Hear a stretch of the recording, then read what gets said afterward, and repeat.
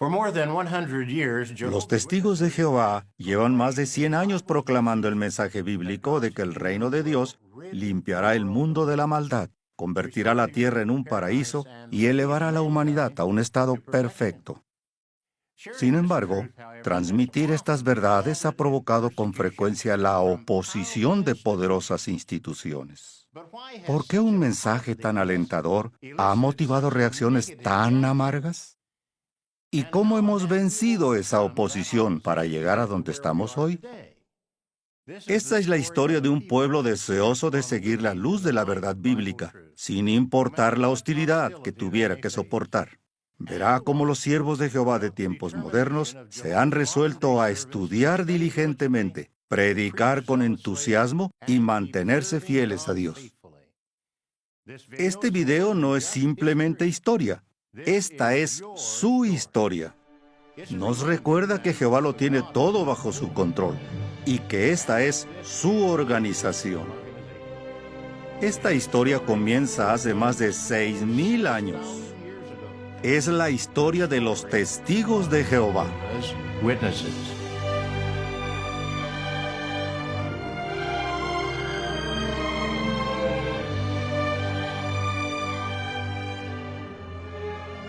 En la Biblia, la luz se relaciona con la verdad, mientras que la oscuridad con la mentira.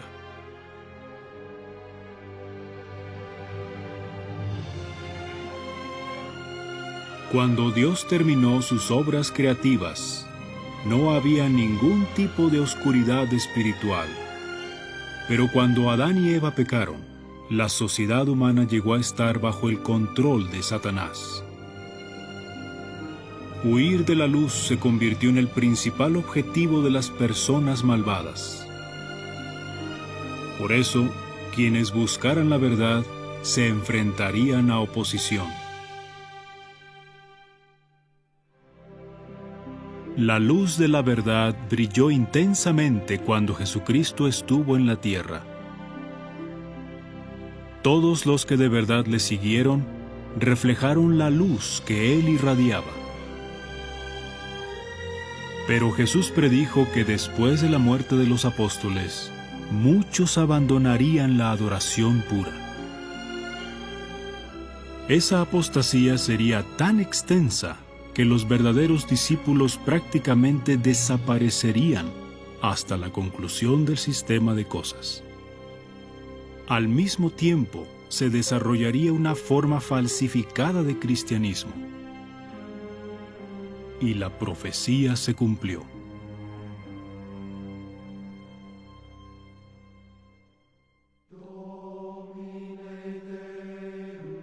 Las iglesias supuestamente cristianas se alejaron de las enseñanzas de Cristo.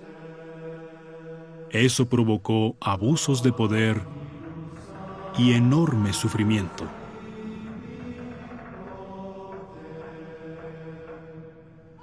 Fue una época de profunda oscuridad.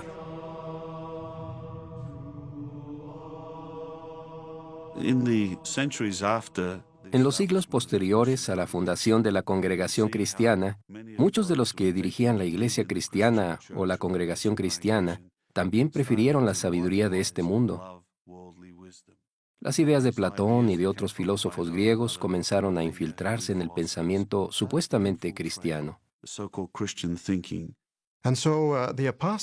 Así que los apóstatas quisieron mezclar las enseñanzas y tradiciones cristianas con creencias paganas. Su objetivo era hacerlas más aceptables para los paganos y así poder atraerlos a la religión cristiana. Al pasar los siglos, los líderes religiosos apóstatas oscurecieron aún más la luz al mantener la Biblia en latín, un idioma que la mayoría de la gente ya no entendía. Sin embargo, en medio de esta oscuridad, hubo algunas personas sinceras que sintieron la necesidad de leer y entender la palabra de Dios. Por ejemplo, en el siglo XII, un comerciante francés llamado Valdo encargó traducir porciones de la Biblia al idioma de la gente común. 2 siglos más tarde, el sacerdote católico John Wycliffe denunció enérgicamente las prácticas antibíblicas de la Iglesia. Aproximadamente en 1382, el equipo de Wycliffe presentó la primera traducción de la Biblia al inglés. Sus alumnos, conocidos como los Lollardos, predicaron el mensaje bíblico a todo el que quisiera escucharlo. Para 1495, la invención de la imprenta de tipos móviles había permitido imprimir la Biblia, entera o en parte, en 12 idiomas. Padre nuestro que estás en los cielos. En poco tiempo, la gente estaba leyendo la Biblia por su cuenta, y algunas personas empezaron a ver que la Iglesia se había desviado. En el siglo XVI, hombres como Ulrico Zwinglio, Martín Lutero y Juan Calvino proclamaron que era necesario regresar a los principios originales del cristianismo. La iglesia se ha extraviado. Hombres como estos denunciaron la hipocresía y defendieron las enseñanzas bíblicas, aun cuando eso significaba enfrentarse a poderosos dirigentes religiosos. Aunque no entendían completamente la verdad, estuvieron dispuestos a ir contra la corriente. Pero su postura encendió las llamas de la persecución y en muchos casos cedieron, sobre todo en cuanto a predicar sus creencias. Sin embargo, en numerosos países, en los siglos XVII y XVIII, resurgió el interés por el estudio de la Biblia. En Inglaterra, muchos hombres instruidos probaron que la doctrina de la Trinidad es falsa.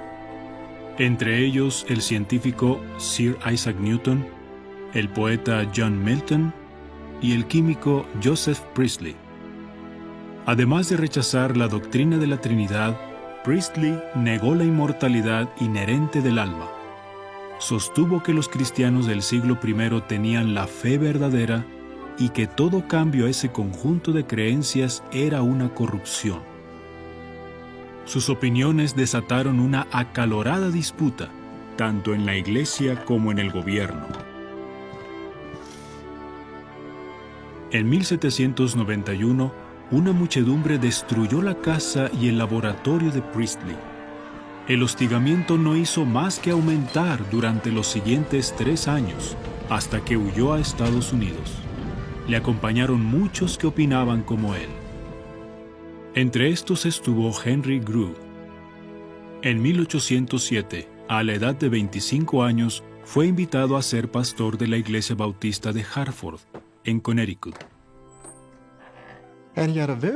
Y tenía un interesante lema sobre el estudio de la Biblia: dejar que las Escrituras se interpreten a sí mismas. Él pensaba que el mejor intérprete de la Biblia era la propia Biblia, y al estudiarla, se dio cuenta de que la doctrina de la Trinidad era falsa. Bueno, no se podía ser ministro bautista y no creer en la Trinidad. Al cabo de 4 años, Grew y algunos feligreses se separaron de su iglesia. En años posteriores, Grew publicó escritos en los que empleaba la Biblia para refutar las doctrinas de la Trinidad, el infierno y la inmortalidad inherente del alma. Grew sostuvo que, según la Biblia, la inmortalidad es un don que Dios concede solamente a los fieles. Nunca otorga ese don a los malvados. Por eso, ¿cómo podían los malvados tener un alma inmortal?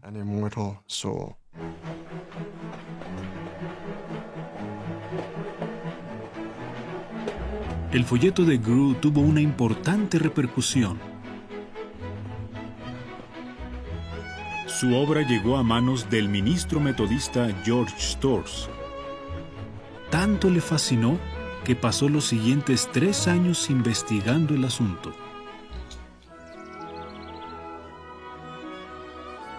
Las escrituras lo dicen claramente. Sin embargo, El sus alma colegas no se es interesaron inmortal. por sus hallazgos. En Ezequiel 18:4, el alma que pecare, esa morirá.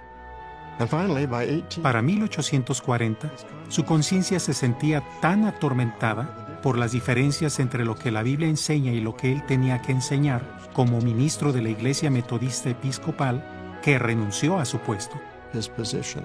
En 1842, Storrs comenzó a publicar la revista mensual titulada Bible Examiner.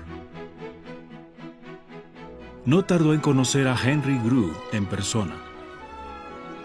Los dos se hicieron buenos amigos y colaboraron en debates contra los defensores de la inmortalidad del alma. Sí, y ese texto, Ezequiel 18:4.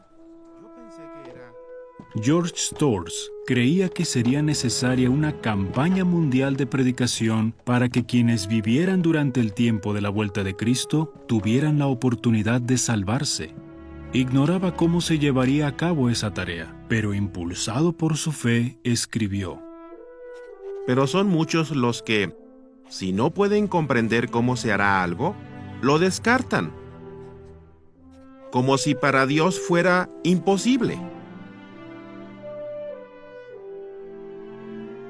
Storrs murió en 1879 en su casa de Brooklyn, Nueva York, en el mismo vecindario que se convertiría en el centro de la predicación mundial que él tanto había anhelado ver. El escenario estaba preparado para que la luz surgiera de la oscuridad.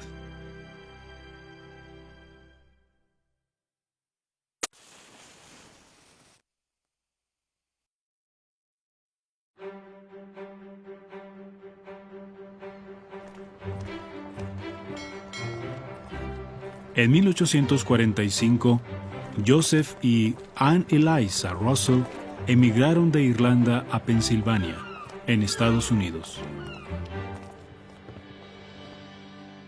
Tuvieron 5 hijos, entre ellos Charles Stace, pero eran tiempos difíciles. Thomas, uno de los hermanos de Charles, murió a la edad de 5 años. Y otros 2 murieron antes de que Charles cumpliera 9. Entonces, su madre murió. Ten ánimo, hijo. Todo va a salir bien.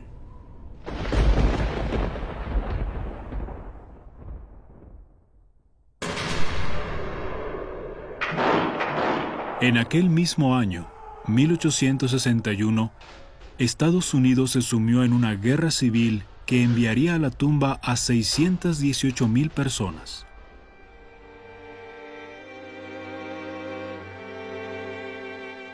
Muchos miles perecieron en campos de batalla no muy lejanos de donde los Russell vivían.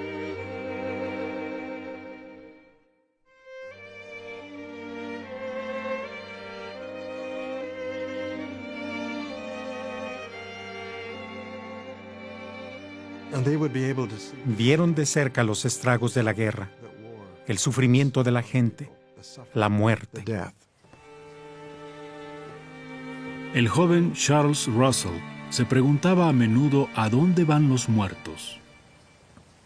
La mayoría de las religiones enseñaban que Dios creó al hombre inmortal y que hizo un infierno donde se atormentaba para siempre a las personas, excepto a aquellas predestinadas para la salvación. Russell expresó sus sentimientos sobre tales enseñanzas cuando escribió: Un Dios que usara su poder para crear a seres humanos, sabiendo de antemano que sufrirían tormentos eternos y predestinándolos a ello, no sería ni sabio, ni justo, ni amoroso. Sus normas serían inferiores a las de muchos hombres.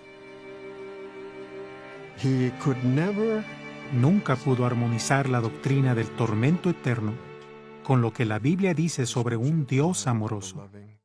Cuando veía que las grandes religiones enseñaban que los malvados son atormentados eternamente, bueno, simplemente no podía aceptarlo. Toda la cultura religiosa de la época estaba orientada a creer en un Dios vengativo. Y Russell sabía que la Biblia enseña que, como dice Primera de Juan 4:8, Dios es amor. ¿Cómo podía hacer eso un Dios de amor? Así que su fe se tambaleó. Pronto tendremos otro envío. Creía que mediante los negocios y la filantropía podría ayudar a la gente. Antes de llegar a la adolescencia ya era socio de su padre en una floreciente cadena de tiendas de ropa. Charles Russell agrandó el negocio y él mismo llegó a administrar varias tiendas. Aquí tiene el cambio. Gracias. A la edad de 25 años, poseía más de $300,000, que hoy día equivaldrían a 7 millones.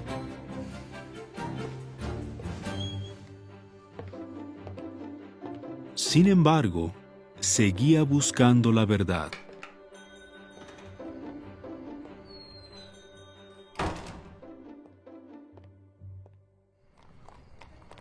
En 1869, ocurrió algo que le ayudó a recuperar la fe.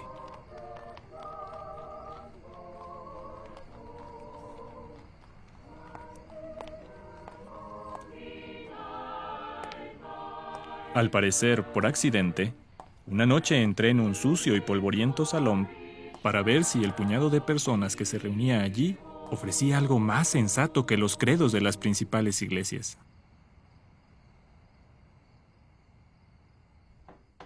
Fijémonos en las palabras de nuestro Señor y Salvador, Jesús mismo. Allí escuché por primera vez algunas creencias de los segundo-adventistas. El predicador era Jonas Wendell. Y versículo 44.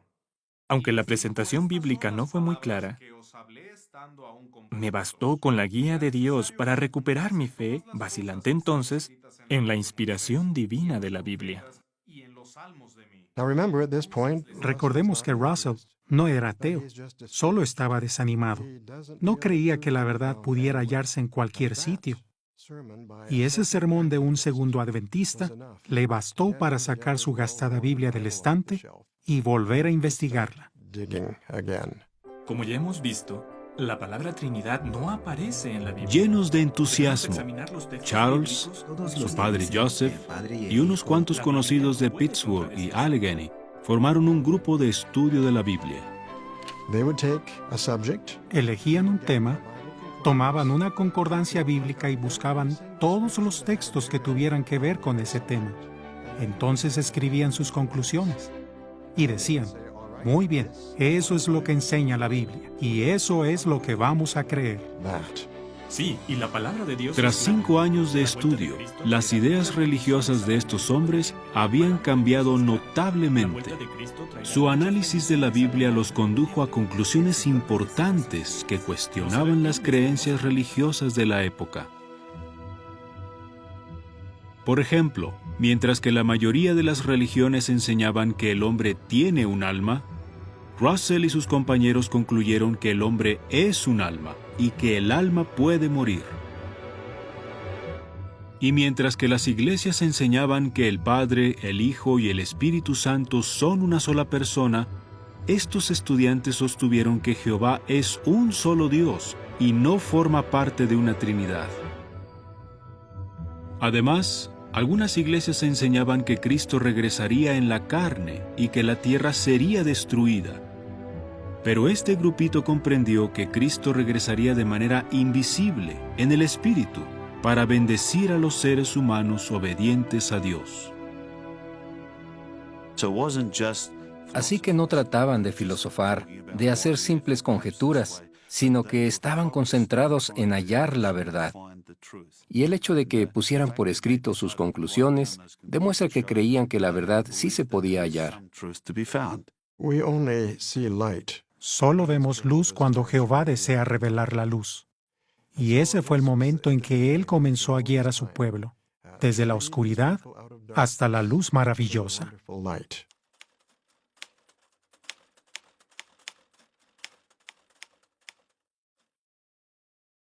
Charles Russell nunca afirmó que estuviera inspirado por Dios. Reconoció la ayuda que había recibido de Jonas Wendell, de George Storrs y de otro hombre que también fue el causante de una de sus mayores pruebas de fe. Nelson Barbour, director de la revista Herald of the Morning. En un viaje de negocios, Russell obtuvo un ejemplar de esa revista y quedó sorprendido por lo que leyó. Al igual que Russell, Barbour sostenía que la vuelta de Cristo sería invisible. Russell concertó una cita con Barbour. El grupo de estudio bíblico de Russell, de unas 30 personas, pronto se unió al de Barbour, que era más grande. Russell donó fondos para imprimir la revista Herald of the Morning. El negocio es magnífico. Para esa época, Russell comenzó a vender sus negocios para dedicarse de lleno a la predicación. Sí, y para empezar una nueva vida, a mí solo me falta vender este negocio. Aquí tiene. Gracias. Y le deseo éxito en sus nuevas metas.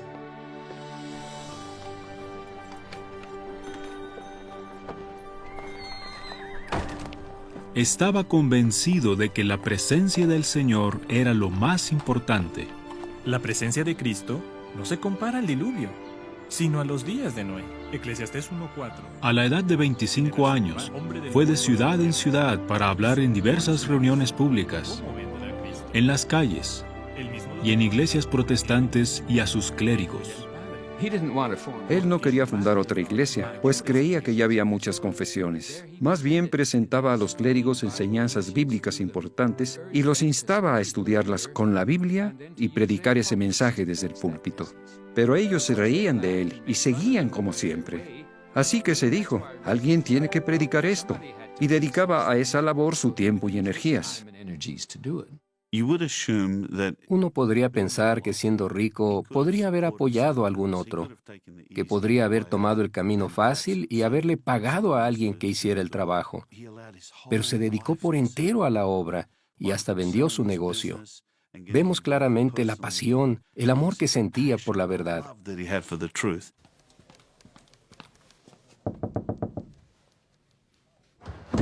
¿El correo, señor Russell? Gracias.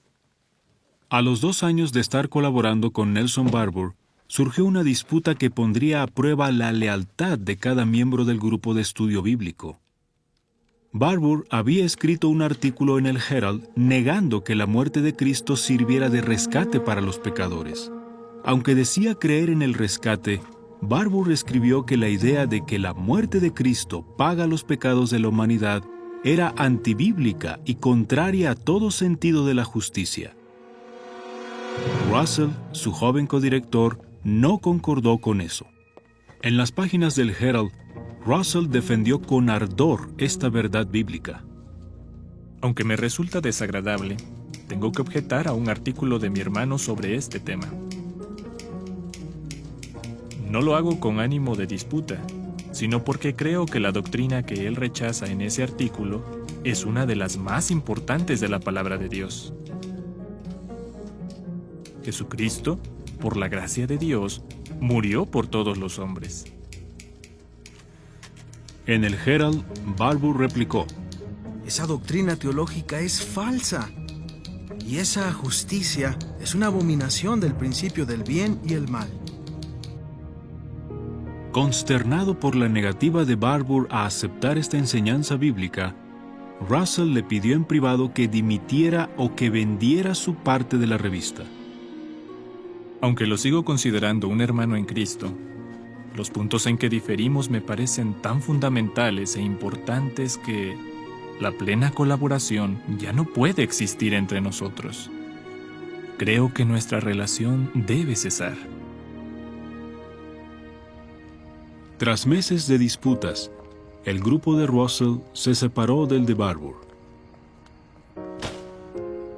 Y con el tiempo, Russell cortó todos sus vínculos con la revista Herald of the Morning. El hermano Russell comprendió que él no podía hacer nada ante la fe vacilante de aquel hombre. De hecho, ante su falta de fe. Así que entendió que la voluntad del Señor era que fundara otra revista. La Torre del Vigía de Sión y Heraldo de la Presencia de Cristo. El primer número fue el de julio de 1879. En el mismo año en que Thomas Edison patentó la bombilla de luz eléctrica, Charles Russell pasó de estudiante a editor. Así comenzó una nueva era de luz, tanto literal como espiritual.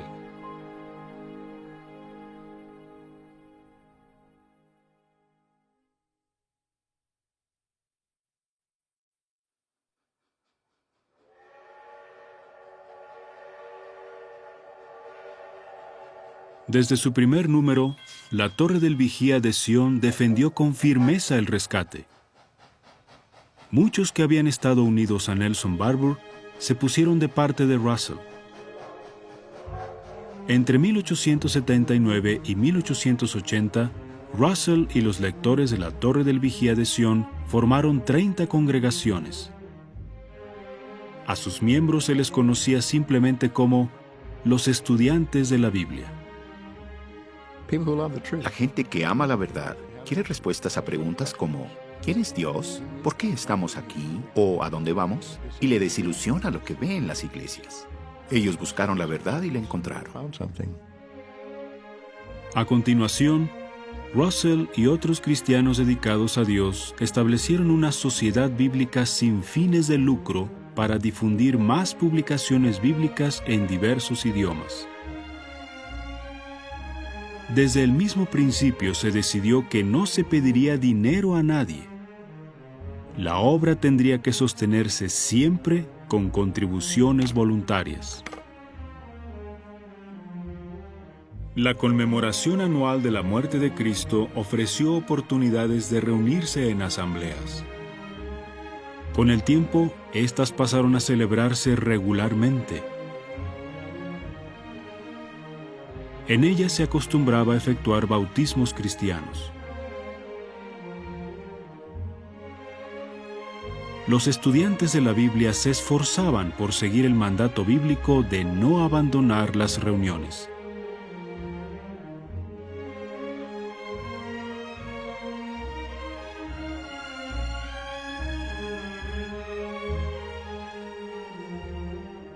En 1894 se adoptó otra medida para animar al pequeño pero creciente número de estudiantes de la Biblia.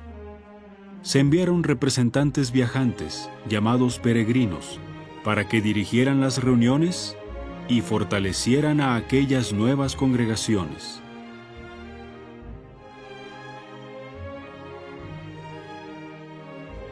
Para esa época, Russell comenzó a publicar unos libros que exponían los resultados de su investigación bíblica.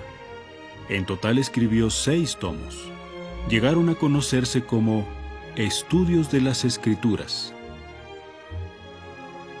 A menudo, sus lectores se sentían impulsados a hablar con otros de lo que habían aprendido.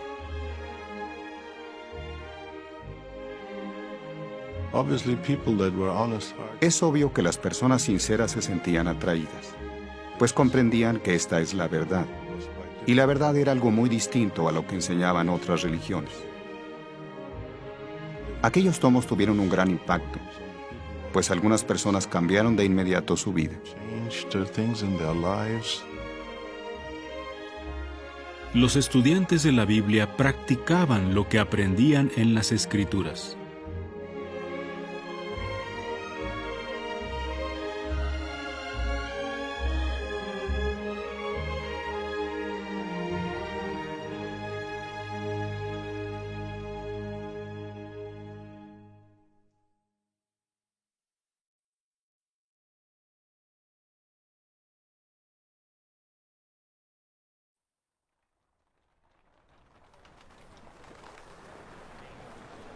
En 1881, el artículo "Se solicitan 1000 predicadores" invitó a los lectores de la Torre del Vigía de Sion a distribuir publicaciones bíblicas a la gente. Algunos evangelizadores de tiempo completo comenzaron a predicar de casa en casa y a llevar el mensaje a los hogares de la gente. La Torre del Vigía de julio de 1881 recordó a sus lectores que todos los cristianos debían predicar. Sabían que era la verdad y le hablaban de ella a la gente. Igual pasa hoy día. Todo testigo sabe que tiene la verdad y que debe transmitirla a otros, ni más ni menos. En 1899, la Torre del Vigía de Sion propuso un nuevo método. entregar publicaciones a quienes salían de la iglesia los domingos. Al principio, Russell se esforzó por hablar con los pastores religiosos, pero se dio cuenta de que no se podría modificar esos sistemas eclesiásticos y que era más importante llevarle el mensaje a cada persona y darle la oportunidad. Podemos imaginar la reacción de los que salían. Habían ido a una iglesia o religión establecida, habían visto a un hombre instruido que, a su parecer, sabía de lo que hablaba, y al salir se encontraban con personas comunes que querían enseñarles algo sobre la Biblia. Nuestra obra nunca tuvo un carácter de confrontación. Lo que se quería era llevar el mensaje. La confrontación vino porque estábamos allí, porque hacíamos la obra, pero la idea era dirigir la atención al mensaje bíblico. Estos folletos y tratados denunciaban que las iglesias se habían alejado de las doctrinas bíblicas, y por eso enojaron al clero de la cristiandad. Claro, los ingresos de muchas iglesias se redujeron, porque una vez que la gente veía la verdad y se daba cuenta de que se le había enseñado doctrinas falsas, lógicamente se retiraba y dejaba de apoyar esas instituciones religiosas. En 1903, el Carnegie Hall de Pittsburgh fue escenario de un debate que duró 6 días. E.L. Eaton, pastor de la Iglesia Metodista Episcopal y representante de una alianza de clérigos protestantes, tenía un objetivo: refutar las enseñanzas de Russell, en particular sobre el estado de los muertos. Lo que querían era que Russell pareciera un ignorante y un farsante, incapaz de predicar sobre temas bíblicos a un auditorio. Russell presentó muy bien sus argumentos y estableció las verdades bíblicas, demostrando que estaba capacitado para enseñar las Escrituras. La gente no solo pudo ver la diferencia entre los dos, sino también que muchas de esas verdades bíblicas eran muy claras. Se dice que cierto ministro que había ido a apoyar a Eaton se acercó después a Russell y le dijo: «Me alegro de verle dirigir la manguera al infierno y apagar el fuego».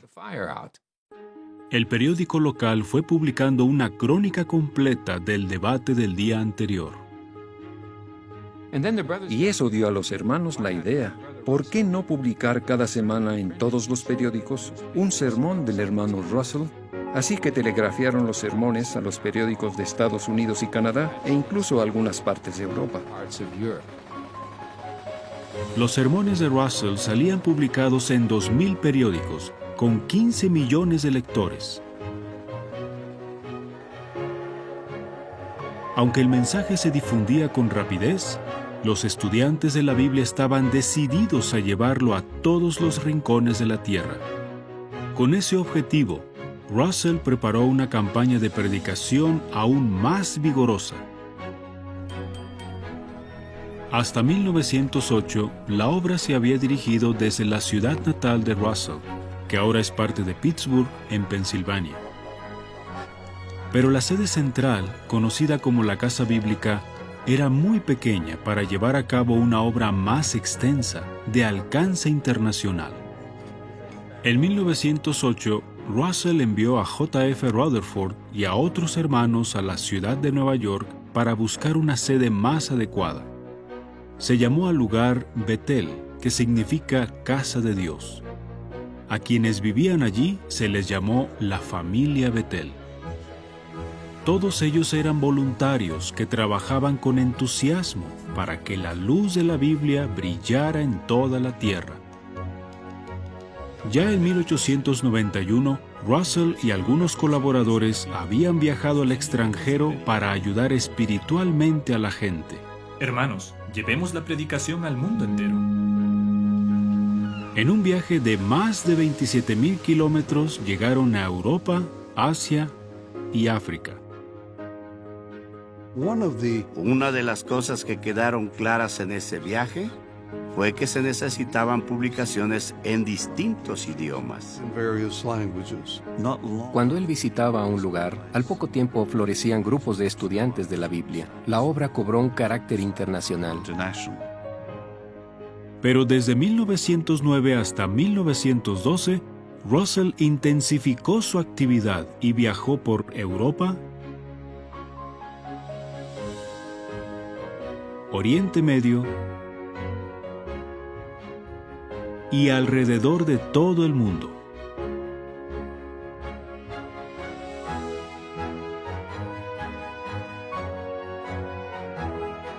En sus viajes pudo ver cómo vivían millones de personas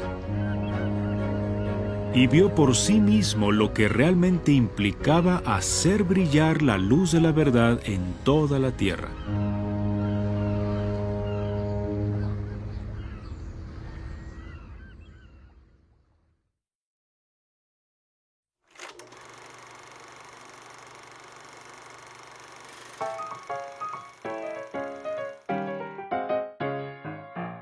En 1914 había 5,000 estudiantes de la Biblia predicando en 68 países. La población mundial se iba acercando a los 2,000 millones. ¿Habría alguna forma de llegar a más personas en menos tiempo? Los avances técnicos habían abierto una posibilidad.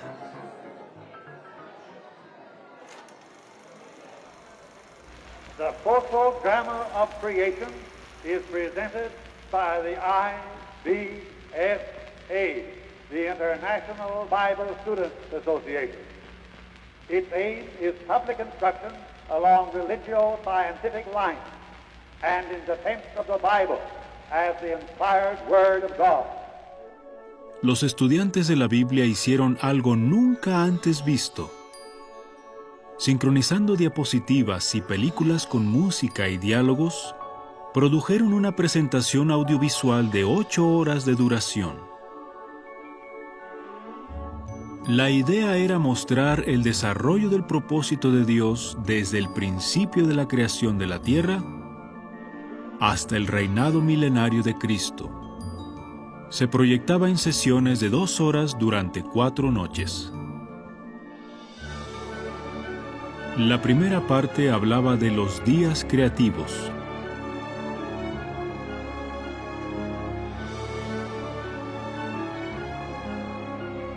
El diluvio de Noé.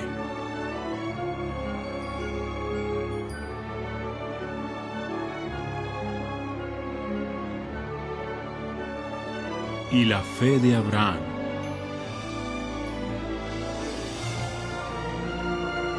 La segunda mostraba escenas de lo que Dios hizo por el antiguo Israel.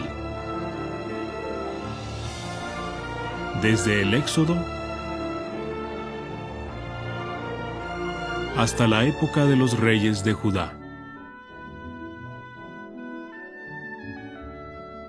La tercera se centraba en la destrucción del templo de Salomón y en el cumplimiento de las profecías mesiánicas.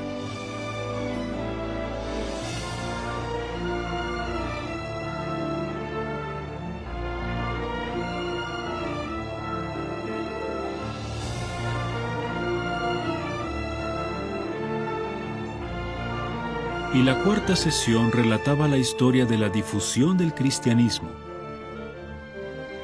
la persecución que se produjo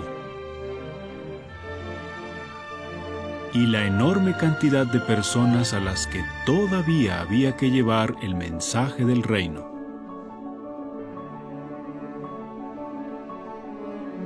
Se organizaron las exhibiciones para que cada día se mostrara el fotodrama en 80 ciudades.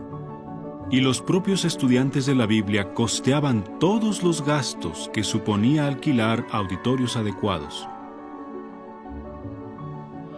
El fotodrama de la creación fue una proeza técnica única hasta entonces. Tendría que pasar otra década para que una película comercial de larga duración combinara música, diálogos y tomas en color. En un solo año, 9 millones de personas habían visto por toda la tierra el fotodrama de la creación.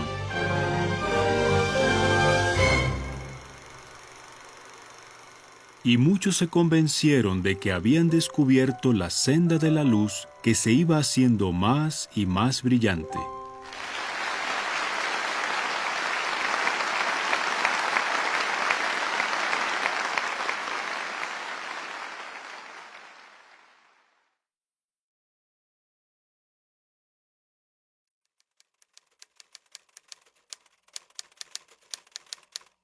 En 1876, Russell había escrito en la revista Bible Examiner un artículo titulado Los tiempos de los gentiles, ¿cuándo terminan?, en el que declaró que los 7 tiempos terminarían en 1914. Tras analizar el sueño del árbol del capítulo 4 de Daniel, Russell llegó a la conclusión de que la dinastía que comenzó con el rey David sería restaurada 2520 años después de su derrocamiento. Durante esos años no reinaría ningún descendiente de David. Los estudiantes de la Biblia llamaron a ese período los tiempos de los gentiles. ¿Qué ocurriría al final de esos años? Ellos concluyeron que, como Jesús es el único que puede heredar el trono de David, Él mismo comenzaría a reinar en 1914. ¿Qué significaría eso para la tierra? Basándose en los capítulos 2 de Daniel y 24 de Mateo, proclamaron que vendría un período de anarquía que culminaría en el fin de este sistema de cosas.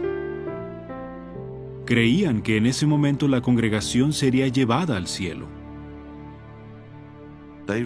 Comprendieron que 1914 era un año importante, que significaba el fin de los tiempos de los gentiles. Creían que la obra quizás quedaría terminada y que ellos se irían a casa, por así decirlo. Así que anhelaban recibir su recompensa. La verdad es que entendían que aquel año era importante. Ante todo pensaban que marcaría el comienzo del juicio contra este mundo, el Armagedón.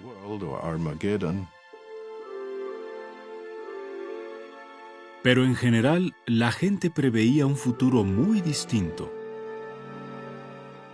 Muchas personas que escribieron sus recuerdos del verano de 1914 dicen que fue excepcionalmente tranquilo, lleno de esperanza y buenas promesas.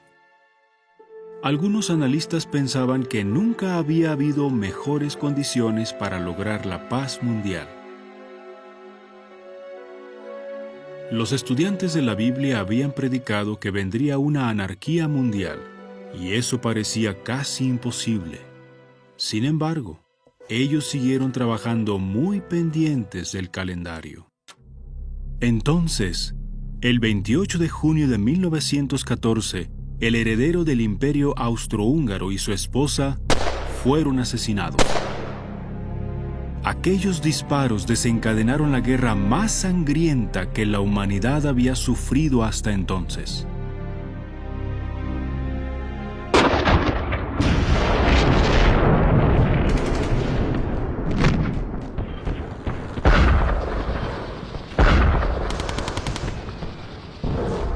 La sensación de tranquilidad se desplomó a medida que una nación tras otra se enzarzaba en la Gran Guerra.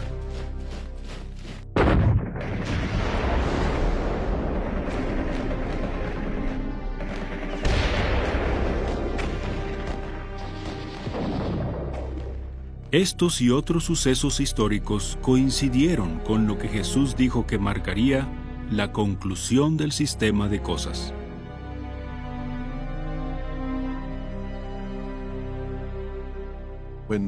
Cuando en julio estalló la Primera Guerra Mundial, vieron que habían estado en lo cierto. Eso fortaleció su fe en la Biblia, en la palabra profética de Jehová, pero también su confianza en que Jehová estaba usando al hermano Russell y sus colaboradores para explicar la verdad. Si ya es sorprendente que reconocieran la señal de los tiempos predicha por Jesús, aún es más asombroso que pudieran señalar el año exacto.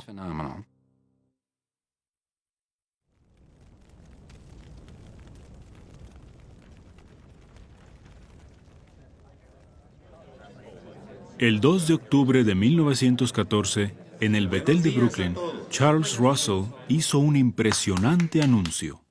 Los tiempos de los gentiles han terminado. El día de sus reyes ha pasado.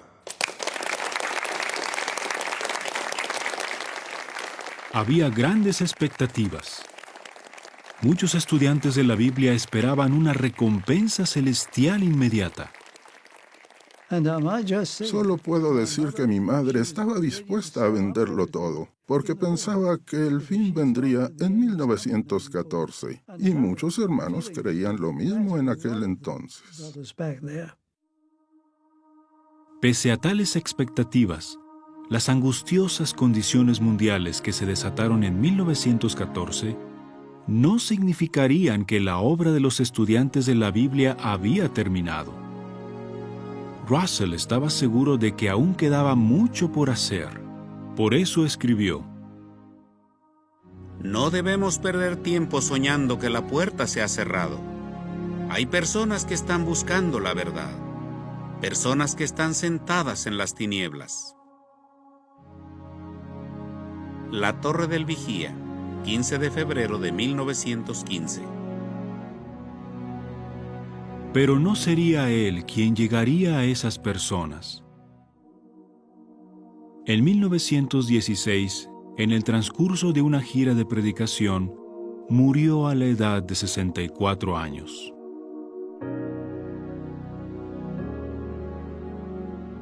Había gastado toda su fortuna predicando el mensaje bíblico.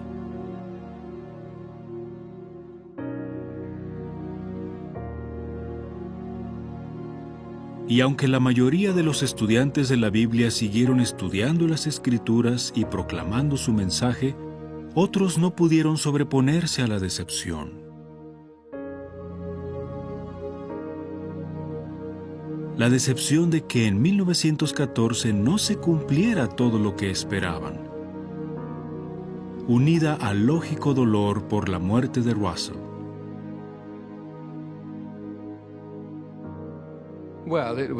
Bueno, fue un gran golpe, porque estaban acostumbrados a seguir su guía y se imaginaban que iba a seguir guiándolos hasta que viniera el Señor y se los llevara a todos al cielo. Y durante un tiempo no supieron qué hacer. Estaban aturdidos, sin saber cómo seguir adelante. Hubo quienes se apartaron de los estudiantes de la Biblia e intentaron llevarse a otros con ellos. ¿Qué pasaría con los estudiantes de la Biblia? ¿Se dispersarían como si hubieran sido seguidores de Russell? Esta no es una obra de hombres, es la obra de Jehová. Es obvio que Jehová ya había elegido a su organización por la fidelidad y la sinceridad de quienes estaban tras ella, y que la había escogido para hacer su obra. Había suficientes hombres sinceros que buscaban la verdad y deseaban cumplir la voluntad de Dios para impedir que la organización se desintegrara. En vez de ceder al desaliento por lo que no pasó en 1914, los estudiantes de la Biblia se concentraron en entender el significado de lo que sí había ocurrido. La Guerra Mundial y sus secuelas habían sido los acontecimientos estremecedores que Russell había anunciado casi 40 años atrás. Los estudiantes de la Biblia fueron comprendiendo que la presencia de Cristo había empezado en 1914 y que ya vivían en los últimos días de este mundo. 2 meses después de la muerte de Russell, se nombró a Joseph Rutherford para supervisar la obra. Rutherford había sido un estrecho colaborador de Russell, había viajado con él y había hablado en su defensa. Al igual que Russell, creía que las buenas nuevas debían predicarse. Era una persona dinámica y no se dejaba intimidar. Sin embargo, no todos valoraban estas características, ni siquiera algunos estudiantes de la Biblia. El hermano Rutherford tenía una personalidad muy distinta, pues era un tanto brusco y no temía ofender a nadie. creo que fue una enorme prueba para los hermanos, ya que en realidad habían estado adorando a la criatura más que al Creador. Rutherford dio instrucciones de que las notas de Russell para el 7º tomo de Estudios de las Escrituras se compilaran en un nuevo libro llamado The Finished Mystery. El día que el libro quedó listo y le llevaron bastantes ejemplares a su oficina, dispuso que se colocara uno en cada lugar de las mesas del comedor. Así, cuando la familia bajó a comer, cada miembro tenía un ejemplar. Algunos estaban entusiasmados e intrigados a la vez, preguntándose qué significaba aquello. Pero ya existía una tensión creciente en la familia, pues había hermanos con responsabilidades que estaban resentidos con Rutherford. Querían ser más prominentes, así que aprovecharon la oportunidad para acusarlo de publicar el libro sin consultar con ellos ni pedirles permiso. Durante 5 horas le lanzaron un montón de acusaciones injustas. El hermano Macmillan contó que, bueno, ese día todos se fueron del comedor sin apenas tocar la comida y muy tristes. Pero el libro tuvo una buena acogida entre el público en general. Inicialmente pensaban en una tirada de menos de 100,000 ejemplares, pero en poco tiempo se tuvieron que imprimir más de 850,000. El clero llegó a detestar el libro, pues exponía sus enseñanzas y prácticas antibíblicas, y condenaba abiertamente su participación en la guerra mundial. Así que el clero contraatacó. Aprovechándose del intenso patriotismo generado por la guerra, acusaron falsamente a los estudiantes de la Biblia de sedición, espionaje y traición, e instaron al gobierno estadounidense a poner fin a su obra. El 8 de mayo de 1918, Joseph Rutherford y 7 de sus colaboradores fueron arrestados.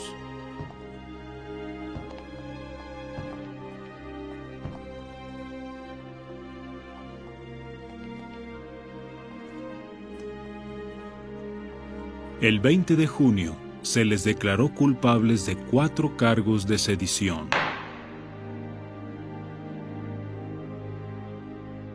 El 4 de julio de 1918 se les llevó a la prisión federal de Atlanta, en Georgia.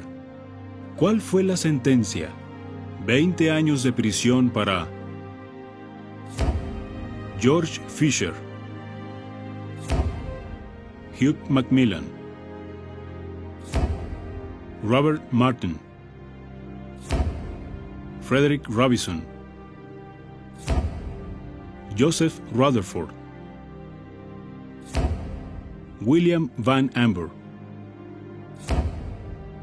y Clayton Woodworth.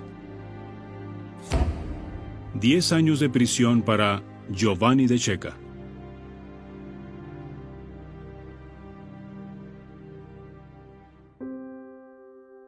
El hecho de que se les encarcelara fue un golpe muy duro para ellos. ¿Habían hecho algo que no debían hacer? ¿Estaba el Señor disgustado con ellos o solo lo estaba permitiendo? No lo sabían. El diablo incita a la gente a oponerse a nosotros directa o indirectamente, y la acusación de sedición suele emplearse contra los siervos de Jehová. Pero no es más que otra artimaña. Aquellos hermanos no iban por ahí intentando derrocar al gobierno de Estados Unidos.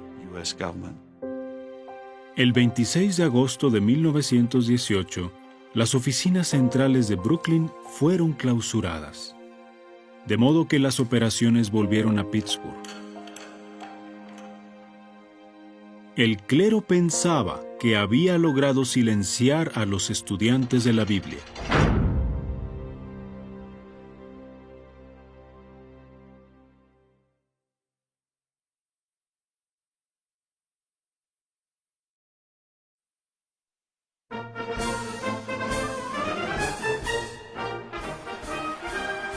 El 11 de noviembre de 1918, acabó la Guerra Mundial.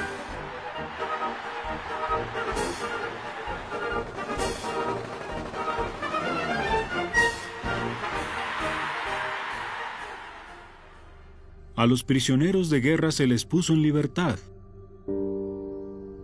pero a Rutherford y sus compañeros no. Parecía que sus adversarios habían triunfado. Sin embargo, los estudiantes de la Biblia llevaron a cabo una recogida de firmas para lograr su liberación y obtuvieron nada menos que 700,000.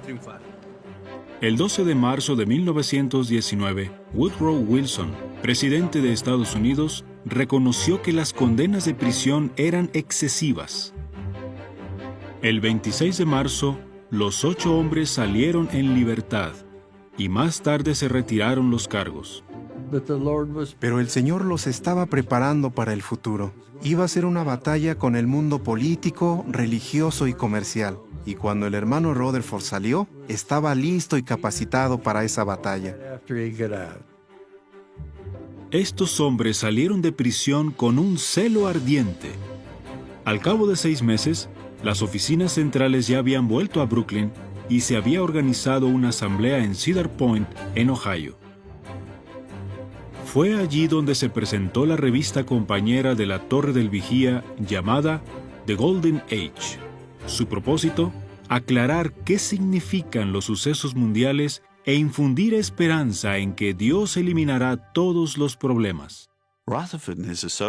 Rutherford y sus compañeros acababan de salir de la prisión. En un par de meses lograron organizar esta enorme asamblea y entonces anunciaron la aparición de la nueva revista. Es algo realmente increíble. De estar en una situación en la que apenas sucedía nada, pasaron a ir a toda máquina. El 8 de septiembre de 1922 se celebró otra asamblea en Cedar Point. En ella, Rutherford pronunció el que quizás sería su discurso más memorable. ¿Creen ustedes que el glorioso rey ya empezó a reinar? ¡Sí! Entonces otra vez al campo. El mundo tiene que saber que Jehová es Dios y que Jesucristo es el Rey de Reyes y Señor de Señores. Este es el día más importante. Miren, el Rey rige. Ustedes son sus agentes de publicidad. Por tanto, anuncien, anuncien, anuncien al Rey y su reino.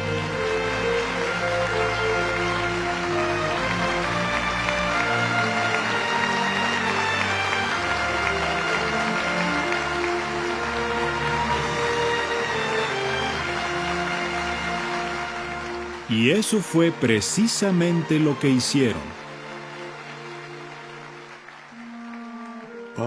Para ellos debe haber sido abrumador contemplar el mundo como su territorio y ver apenas unos pocos miles de obreros. Sabían que Jehová los ayudaría y que otros se les unirían. Sabían que la obra se expandiría. Uno puede imaginarse a alguien sentado allí diciendo, ¿cómo piensan lograr todo eso?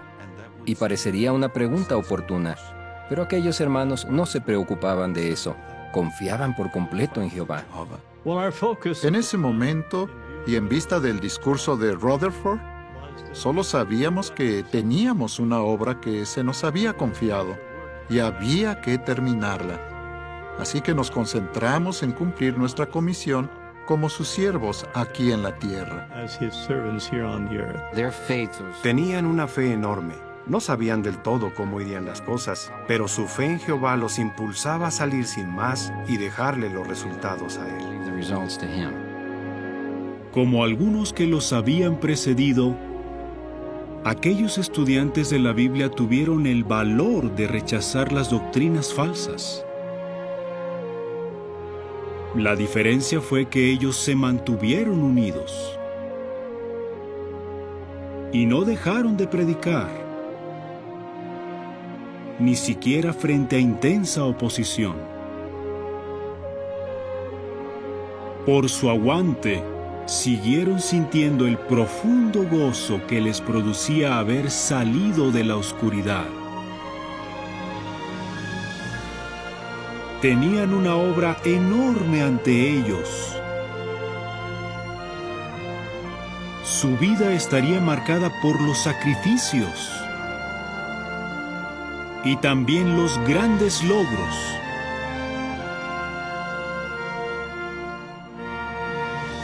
Pero su fe en que Cristo había empezado a reinar, junto con su gratitud por la guía y el apoyo de Jehová, les dio el valor que necesitaban para hacer brillar la luz de la verdad en toda la tierra.